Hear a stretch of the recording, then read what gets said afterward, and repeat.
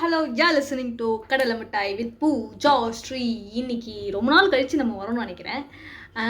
இப்படி கணக்கு பண்ணி பார்த்தா போன வருஷம் லாஸ்ட்டில் நம்ம எபிசோட் போட்டிருக்கோம். இட்ஸ் ஓகே, என்ன பண்ணுறது. சரி, ஓகே. இன்றைக்கி நான் என்ன பேச வந்திருக்கேன்னா, உங்கள் வீட்டு பிரச்சனை, என் வீட்டு பிரச்சனை, பக்கத்து வீட்டு பிரச்சனை, எல்லாரோட பிரச்சனையும் இன்றைக்கி உங்கள் சார்பாக இருந்து நான் பேச போகிறேன்.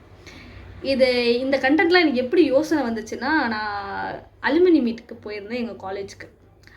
அப்போ என்னோடய ஜூனியர் பசங்களாம் வந்து, அக்கா உங்கள் பாட்காஸ்ட் நல்லா இருக்கே, சூப்பராக இருக்கே அப்படின்னு சொன்னாங்க. எனக்கு ரொம்ப சந்தோஷமாக இருந்துச்சு. ஏன்னா ரொம்ப நாளாக நானே யோசிச்சுட்டு இருந்தேன், நம்ம பண்ணுறது கரெக்டாக நல்லா தான் இருக்கா அப்படின்னு நானே யோசிச்சுட்டு இருந்தேன். அப்படி இப்படி அதாவது எங்கள் வீட்டிலலாம் கேட்கும் சூப்பராக இருக்குது அப்படின்றாங்க. எங்கள் வீட்டில் நம்ம ஒக்கே பண்ணாலும் சூப்பராக தான் இருக்குன்னு சொல்லுவாங்க. அதனால அப்படி சொல்கிறாங்களோ அப்படின்றதால நான் சந்தேகப்பட்டேன். பட் நான் என் ஃபேமிலி சந்தேகப்பட்டிருக்கக்கூடாது, பரவாயில்ல, இட்ஸ் ஓகே. என்னோடய ஜூனியர் எல்லாருமே நல்லா இருக்குக்கா, சூப்பராக இருக்குக்கா, பண்ணுங்கக்கா அப்படின்னு சொன்னாங்க. அப்படியே நான் பேசிகிட்டே இருக்கும் போது நான் திடீர்னு ஜோன் அவுட் ஆகி அப்படியே உட்காந்துட்டேன். அப்படியே உட்காந்துருக்கும் ஒரு பொண்ணு என்னை ஃபோட்டோ எடுத்து, அக்கா பாருங்கக்கா உங்களை ஃபோட்டோ எடுத்திருக்கேன் அப்படின்னு கேட்டேன். இன்னொரு பொண்ணு வந்து என்னை கேட்டா, ஏன்க்கா ஜோன் அவுட் ஆகிட்டீங்க அப்படின்னு சொல்லி கலாச்சா. ஆமாண்டி இப்படி இப்படின்னு பேசிட்டு அந்த ஃபோட்டோவை பார்த்தா ஃபோட்டோவில் எனக்கு முன்னாடி சொட்டை. ஆக்சுவலாக இப்போ இருக்குல்ல இந்த ஹேர் ஸ்டைலில் தான் நான் இருந்தேன். என்னடா சொட்டை விழுந்துருச்சு அப்படின்னு நான் சத்தமாக அந்த பசங்க கிட்ட புலம்பிட்டு இருந்தேன். அவங்களாம், அக்கா இந்த பிரச்சனை உங்களுக்கு மட்டும் இல்லைக்கா, எங்களுக்கும் இருக்குது, நீங்கள் கன்ஃபார்மாக இந்த பிரச்சனையை நீங்கள் பேசியே ஆகணும்க்கா அவங்களோட பாட்காஸ்ட்டில், இது யூனிவர்சல் ப்ராப்ளம்க்கா அப்படின்னு சொன்னாங்க. அடடே நல்லா இருக்கே இந்த ஐடியா. சரி, ஓகே, என்னென்ன ப்ராப்ளம் இருக்குன்னு முதல்ல எல்லாத்தையும் நம்ம கலெக்ட் பண்ணிவிட்டு அதுக்கப்புறமா நம்ம பேச ஆரம்பிக்கலாம் அப்படின்னு நினச்சி இன்றைக்கி நான் பேச போகிறேன் கண்டென்ட் யூனிவர்சல் ப்ராப்ளம். இப்பவே கண்ணை கட்டுது. அப்படி நான் கலெக்ட் பண்ண விஷயம் தான் நிறைய இருக்குது. அதில் முதல் விஷயம் என்னென்னா, நம்ம காலையில் அவசரமாக நம்ம காலேஜுக்கோ ஸ்கூலுக்கோ எதுக்கோ ஒன்று கிளம்புவோம். ஐ மீன் ஸ்கூலில் இருக்கும் போதெல்லாம் இந்த பிரச்சனை எனக்கு நடக்கலை. ஆக்சுவலாக எனக்கு இப்போ தான் நடந்துகிட்ருக்கு. ஒரு காலேஜ் இப்போ ஒரு ரீசெண்டான டேஸில் ஒரு ரீசெண்டான இயரில் அப்படி நடந்துகிட்ருக்குன்னு வச்சுக்கலாம். என்னென்னா, காலையில் எழுந்து தலை வாடுறேன்னா கொத்து கொத்தாக போகும். நீங்களாம் நினைப்பீங்க எறும்பு நீ இல்லை, என் முடி அப்படியே வேரோடு போகும்போது மனசு இருக்க பாருங்க. அந்த மனசு யார் சொன்னா பிரேக்கப்லாம் ஒரு வலின்னு? கொத்து கொத்தா அவங்க கண்ணு முன்னாடி முடி போகும்போது எவ்வளோ வலிக்கும் தெரியுமா? ரொம்ப கஷ்டமாக இருந்துச்சு. ஏதோ ப்ராடக்ட் யூஸ் பண்ணுறதுக்கும் பயமாக இருக்குது. வீட்டில் போய் கேட்டால் நீ ஒழுங்காக ஃபோன் நோண்டாமல் இரு, முடியெலாம் நல்லா வளரும் அப்படின்றாங்க. ஃபோனுக்கும் முடிக்கும் என்ன சம்மந்தம்னு எனக்கும் தெரியல. இட்ஸ் ஓகே அப்படின்னு அப்படியே நோட் பண்ணும்போது தான் தெரியுது முன்னாடி நிறைய சொட்டை வருது. நிறைய பேர் நினைப்பீங்க இது ரொம்ப ஸ்டைலாக இருக்காங்க, நிறைய பசங்க நிறைய பொண்ணுங்க இப்படி போடுறாங்க, ரொம்ப ஸ்டைல் பண்ணுறாங்க அப்படின்னு. ஆக்சுவலாக அது கிடையாது. ஏன்னா எங்கள் சொட்டையை மறைக்கிறதுக்கு தான் நாங்கள் இது ஒரு வெப்பனாக யூஸ் பண்ணுறமே தவிர இது எங்களுக்கு ஸ்டைலோ இல்லை ஆசைக்கும் நாங்கள் ஒன்றும் வைக்கல. இதை மறைச்சா ஓரளவுக்கு எங்களுக்கு சொட்டை தெரியாத மாதிரி டேரெக்டாக எல்லாரோட பார்வையும் இந்த முடியில் போயிடுறதுனால நாங்கள் இதை போட்டிருக்கோமே தவிர வேறு வழி கிடையாது. இதை போட்டால் தான் எங்களுக்கு அது மறைகிற மாதிரி ஒரு ஃபீல் ஆகுது. அப்புறம் இன்னொரு பிரச்சனை என்னென்னா, காலேஜுக்கு நான் போகும்போது நான் மட்டும்தான் எங்கள் கிளாஸில் வந்த மாதிரி ஒரு ஃபீல். அப்படியே யோசிச்சு பார்த்துட்டே இருந்தேன். நான் காலேஜில் ஃபஸ்ட் இயரில் சேரும்போது நான் ஒரு ரீல்ஸ் ஒன்று பார்த்தேன். அந்த ரீல்ஸ் பார்க்கும்போது இப்படிலாம் ஒன்றும் நடக்காது சும்மா அப்படின்னு நினச்சேன். ஆக்சுவலாக அது நடந்தது. என்ன ரீல்ஸ் அப்படின்னா, ஒரு வீடியோவில் என்ன போட்டிருந்தாங்கன்னா, நீங்கள் ஃபஸ்ட்டு இயரில் ஒரு குரூப்போ ஒரு ஃப்ரெண்ட்ஸ் இருப்பாங்க, ஆக்சுவலாக அவங்க தேர்ட் இயரில் இருக்க மாட்டாங்க, இது வந்து யூனிவர்சல் ப்ராப்ளம் அப்படின்ற மாதிரி ஒன்று போட்டிருந்தாங்க. இது எப்படிடா அப்படிலாம் நடக்காது, எப்படி ஃபஸ்ட் இயரில் இருக்கவங்க உங்களுக்கு லாஸ்ட் இயர் வரும்போது எதிரி ஆவாங்க அப்படின்னு. ஆக்சுவலாக அதுதான் உண்மை. ஏன்னா ஃபஸ்ட் இயரில் இருக்க ஒரு ஃப்ரெண்ட்ஷிப் கடைசியில் தேர்ட் இயரில் வந்து வருமானு கேட்டால் கொஞ்சம் டவுட்டு தான். ஆனால் அதுக்கு ஆப்போசிட்டாக கூட நடக்கும். ஏன்னா நீங்கள் ஃபஸ்ட் இயரில் யார்கிட்ட பேசாமலே இருப்பீங்களோ ஆக்சுவலாக தேர்ட் இயரில் உங்களுக்கு அவங்க தான் பெஸ்ட் ஃப்ரெண்டாக வருவாங்க. ஆக்சுவலாக எனக்கு அப்படி தான் ஒன்று நடந்தது.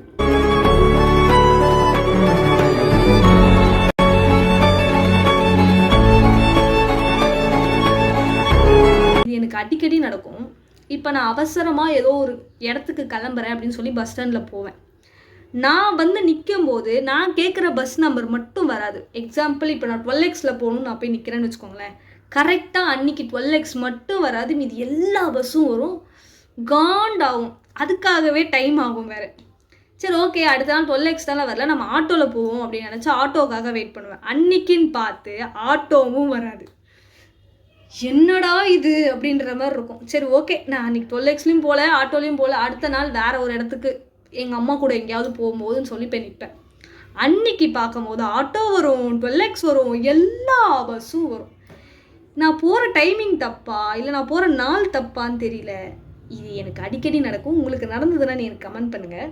இது என்ன பிரமாதம், இது விட பெசலைட் ஒன்று இருக்கு கூவிடா. இன்னொரு விஷயம், ஒரு 6 மணி ஆனால், ஒரு 7 மணி ஆனால், ஈவினிங் ஒரு 7 மணி 6 மணி ஆனோடனே ஒரு கபகபன்னு ஒரு ஏதோ ஸ்நாக்ஸ் சாப்பிடணும் போல் ஒரு ஃபீல் வரும்.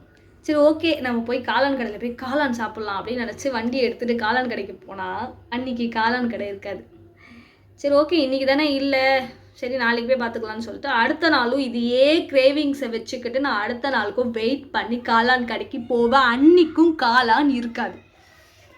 வரும் பாருங்க ஒரு வெறி, அது ஏனே தெரியல. நான் என்றைக்கு ஏதாவது ஒன்று சாப்பிடணும்னு நினைக்கிறேன்னா அன்றைக்கி அந்த கடையில் அது இருக்கவே இருக்காது. இது எனக்கு பெரிய பிரச்சனை, என் வாழ்க்கையில் இருக்க பெரிய பிரச்சனை எனக்கு இது ஒரு விஷயந்தான். சரி ஓகே, அன்றைக்கி நான் காளான் சாப்பிட்றதோ எந்த ஐடியாவுமே இருக்காது, பிளாங்காக இருப்பேன். அன்றைக்கி சாப்பிடணும்னு எந்த கிரேவிங்ஸுமே இருக்காது. அன்றைக்கி நான் அந்த கடைக்கு சும்மா அந்த சைடில் போகும்போது அன்றைக்கி காளான் கடை இருக்கும். ஒன்றும் சொல்கிறதுக்கு இல்லை. இப்படிப்பட்ட ஃப்ரெண்ட்ஸ் உங்களுக்கு இருக்காங்களான்னு சொல்லுங்கள். அப்படி இருந்தால் அவங்களையும் டேக் பண்ணுங்கள்.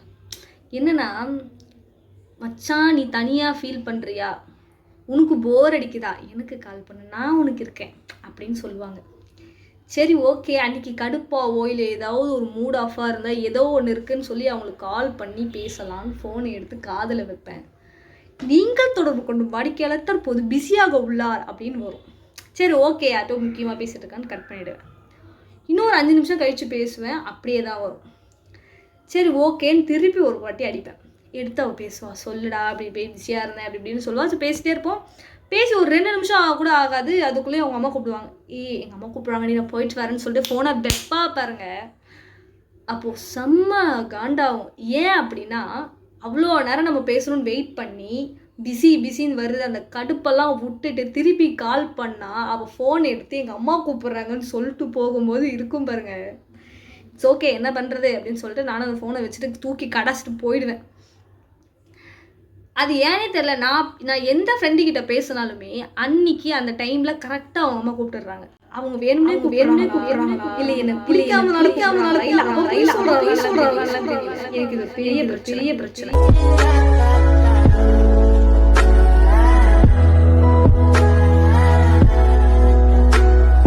நிறைய பேர் பேசியிருப்பாங்க, பட் இருந்தாலும் நான் பேசணும்னு எனக்கு ஆசையாக இருந்துச்சு. என்னன்னா, நம்மளோட எல்லாருக்குமே காமனாக பிடிக்கிற ஒரே ஒரு கலர் வெள்ளை கலர், ஐ மீன் ஒயிட். அந்த ஒயிட் கலர் ட்ரெஸ்ஸை போட்டு போகணும் ரொம்ப ஆசையாக இருப்போம்.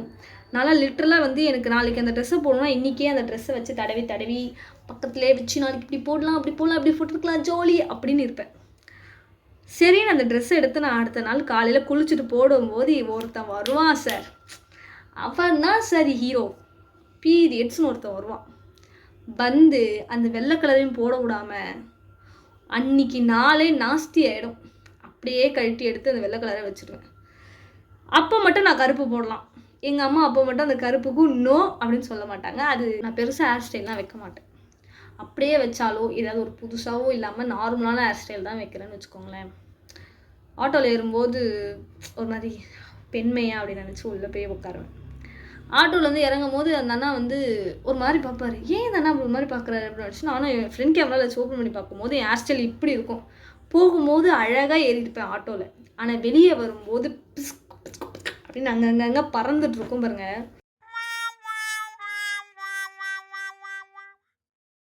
நாய்வாலை நிமித்த முடியாதுன்னு சொல்லுவாங்க. ஆக்சுவலாக எங்கள் முடியை எங்களால் இறக்க முடியாது. அது அந்த பிரச்சனை யாராவது சொல்கிறீங்களா? இதை கஷ்டப்பட்டு செட் பண்ணி அழுத்தி வச்சா ஆட்டோவில் ஏறும்போது மொத்த காற்றும் அடித்து பறந்து போக முடியலாம். இதெல்லாம் எனக்கு ஒரு பெரிய பிரச்சனையாக தெரியுது. சரி, இதெல்லாம் உங்களுக்கும் இருக்கும்னு நினச்சி தான் நான் அது ஒரு யூனிவர்சல் ப்ராப்ளம் அப்படின்ற ஒரு டாப்பிக்கில் எடுத்து ஃபுல்லாக எடுத்துகிட்டு வந்து உள்ளே வச்சுருக்கேன். இதையும் தாண்டி உங்களுக்கு ஏதாவது பிரச்சனை இருந்ததுன்னா ப்ளீஸ் காண்டாக்ட் மீ. கடலைமிட்டாய் _ பாட்காஸ்ட் என்ற இன்ஸ்டா ஐடிக்கு நீங்கள் காண்டாக்ட் பண்ணிங்கன்னா உங்களோட பிரச்சனையும் நான் பேசுவேன், கவலைப்படாதீங்க. ஓகே காய்ஸ், உங்களை அடுத்த எபிசோடில் பார்க்குறேன். டடா, பாய்.